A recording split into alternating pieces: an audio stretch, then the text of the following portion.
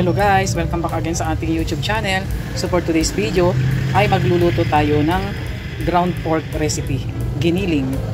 Ayan guys, naglagay na tayo ng mantika sa ating kawali. Mainit na guys yung ating mantika, kaya ilalagay na natin itong ating bawang.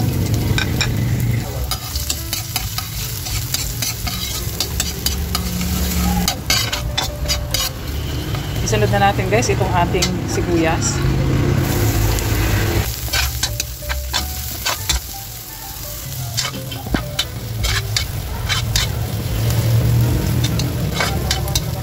At isunod na natin guys itong ating pork giniling. Ito guys ay minarinate natin siya kanina ng toyo, ground pepper at saka bawang.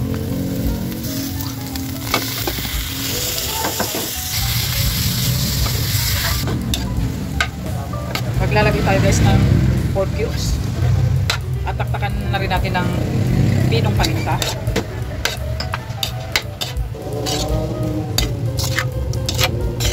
At ito guys ay atin siya munang tatakpan.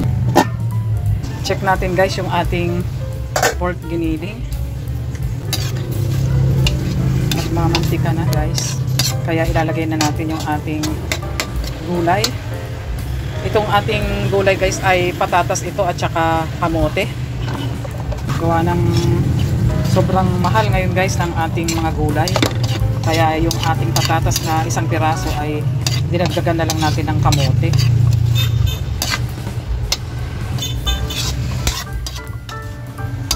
At ilagay na rin natin guys itong ating tomato sauce.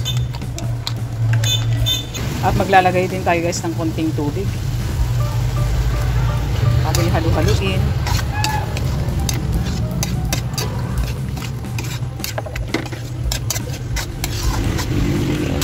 At ilalagay na rin natin guys itong ating red bell pepper para maluto na rin.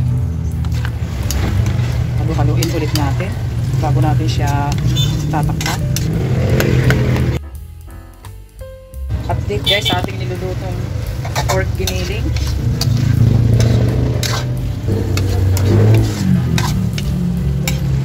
Ilagay pa natin guys yung ating iba pang ingredients, kagaya nitong ating fried hot dogs,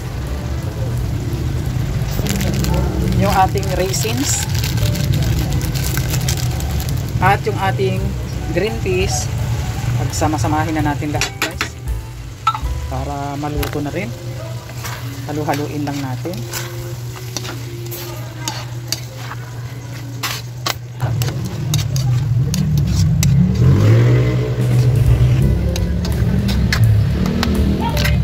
Lalagay tayo guys ng konting asin at saka